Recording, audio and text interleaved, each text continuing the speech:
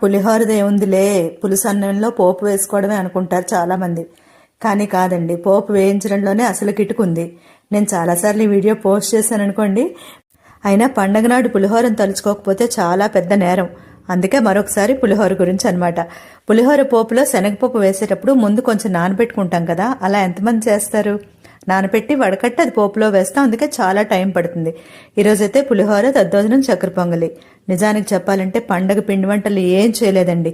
మొన్నెప్పుడో మినపప్పు వేయించానంటే ఒక 2 రోజుల క్రితం. అదేమో నిన్న రాత్రి కూర్చుని ఉండలు చుట్టే నా వీడియో తీయలేదనుకోండి. అసలు ఇల్లు మారే హడావిడిలో ఉన్నాము. నాకైతే ఓపిక, టైము రెండూ లేవు. ఓపిక లేదు ముఖ్యంగా. సరే ఏమైనా చేస్తే విహార్ వెళ్ళేటప్పుడు తీసుకెళ్తాడు కదా అని ఇప్పుడేమీ హాట్ అయితే ఏం చేయలేదన్నమాట.